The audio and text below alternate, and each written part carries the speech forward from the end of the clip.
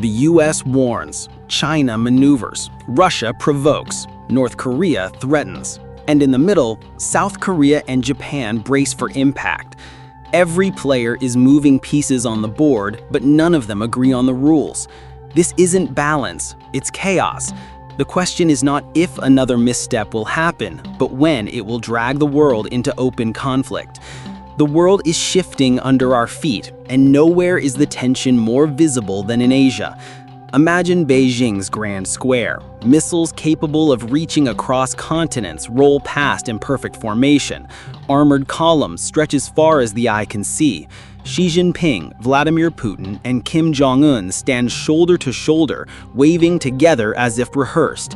This isn't just ceremony, it's choreography meant to project a single idea. The old world order is breaking, and they are ready to shape the new one. But the performance on stage masks a reality more dangerous. Russia and North Korea are no longer just outliers seeking attention. Their 2024 mutual aid pact, once brushed off as symbolic, is being reinforced with real commitments. Russia, stretched thin in Ukraine and cornered by Western sanctions, leans on Pyongyang for artillery and manpower. North Korea, isolated and starved of technology, gains weapons systems, oil shipments, and Moscow's diplomatic shield. It's not friendship, it's survival. And survival alliances are often the most dangerous of all, because desperation creates a willingness to gamble. Washington sees this clearly. President Trump has already tested sanctions against Moscow, but now a harsher phase is on the horizon, not just targeting Russia directly, but punishing nations that dare to continue buying its oil. That means pressure on China, pressure on India. Sanctions designed to suffocate Russia could drag Asia's largest economies into America's confrontation. And here lies the risk. Sanctions are not blunt instruments, they are accelerants. Push too far, and they ignite retaliatory measures, export bans, cyber strikes, military drills. Economic war rarely stays confined to markets. It spills. Meanwhile, another alliance is quietly recalibrating. In Seoul, the Japanese defense minister sets foot on South Korean soil for the first time in a decade. Cameras capture the handshake, the smiles, the carefully scripted pledges of unity. Two nations with decades of mistrust now feel forced into closeness. But unity doesn't erase fragility. Japan's prime minister has just resigned, leaving a power vacuum in Tokyo. South Korea faces its own political rifts. The alliance looks strong on paper, but in reality, it is brittle. Fragile partners trying to stand taller than their shadows. North Korea, on the other hand, does not posture with subtlety. Cruise missiles fired into open seas, nuclear forces ordered to readiness, state media declaring US and South Korean drills as preparation for invasion. To outsiders, it may look like bluster, but history tells a darker story. Wars often begin when threats meant to intimidate are misread as signals of intent, and Pyongyang thrives on being unpredictable. Even without missiles in the air, the clock ticks louder. The doomsday clock, the symbolic measure of how close humanity is to self-destruction, now sits at just 89 seconds to midnight, the closest it has ever been. Think about that. In the Cold War, at the height of nuclear brinksmanship, the world was never this close. Today, one false radar reading, one accidental launch, one unverified intelligence report could push us past the point of return. And then there is the sea, the South China Sea, a powder keg wrapped in disputed borders and military patrols. A Chinese Navy vessel collides with its own Coast Guard ship during a tense maneuver against a Philippine patrol. The accident disables one vessel, but sparks something far greater. US warships rush into the region to reinforce treaty obligations. One misstep at sea, one accidental collision, and suddenly multiple navies are face-to-face, weapons hot, nerves stretched thin. This is how wars start, not with declarations, but with chain reactions. The truth is stark. These aren't separate crises, they're connected threads in a single web of instability. The parade in Beijing, the pact in Pyongyang, the sanctions in Washington, the handshake in Seoul, and the collision at sea, they are not isolated events. They are pressure points straining the same fragile system. When one snaps, the rest will follow. And here lies the brutal lesson of history. Wars are rarely born from deliberate choice. They emerge from mistakes. The First World War ignited not from grand strategy, but from a gunshot in Sarajevo. The Second World War escalated not from one decision, but from a string of miscalculations and appeasements. Today's Asia holds that same pattern. Leaders playing games of deterrence, each convinced they hold the stronger hand, while none of them see how fragile the table really is. China faces slowing growth and fears of domestic instability, pushing its leadership to double down on shows of strength. Russia, battered and cornered, sees alliance with North Korea as a lifeline.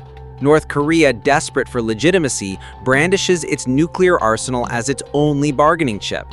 And the United States, stretched across multiple theaters, seeks to project dominance, but risks being pulled into simultaneous conflicts it cannot control. Each side believes escalation is leverage, but together, escalation is destruction. Allied nations see the storm gathering, yet they cannot step back. If South Korea or Japan hesitate, they risk isolation. If they act too boldly, they risk becoming the spark themselves. This is the trap of alliances, structures built to prevent war, but in times of strain, they often guarantee it. So here is the world tonight. Beijing displaying missiles meant to intimidate, Russia locking arms with North Korea, Washington tightening its economic noose, Seoul and Tokyo rehearsing unity, and North Korea sharpening its threats. Each move logical on its own, each catastrophic when combined. The stage is set, the players are restless, and the clock is ticking closer to midnight. The only question left is whether the next move will be another calculated step or the fatal stumble that history never forgives. The danger isn't hypothetical anymore. It's real, layered, and built on unstable ground. Every player is moving not in coordination, but in collision, and the world feels like it's standing on a fault line about to rupture. The question is simple. What happens if one side miscalculates? Imagine a Chinese patrol ship shadowing a US destroyer in the South China Sea. A warning flare fired too close, a radar locked a fraction too long. The Americans respond with countermeasures. Suddenly, neither side can step back without appearing weak. A minor skirmish spirals into a regional flashpoint.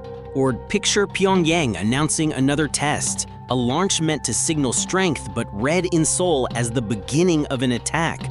South Korean batteries respond instantly. US forces stationed nearby join in. Within minutes, what was meant as a demonstration has become a real exchange of fire. Once blood is spilled, restraint becomes politically impossible. These scenarios aren't fiction. They are simulations run by defense analysts every day. And almost every simulation shows the same truth. Once the shooting starts, alliances drag in countries far beyond the original fight. NATO commitments in Europe, US defense treaties in Asia, Russia's pact with North Korea, China's shadow support of Moscow, all of it forms a lattice. And in a lattice, one break creates a collapse. The economic cost alone would be staggering. Global oil markets would seize. Prices at American gas pumps could triple overnight. Semiconductor supply chains, already fragile, would be shattered if Taiwan or South Korea were disrupted. Think of every smartphone, every car, every plane, every piece of military hardware all running on chips.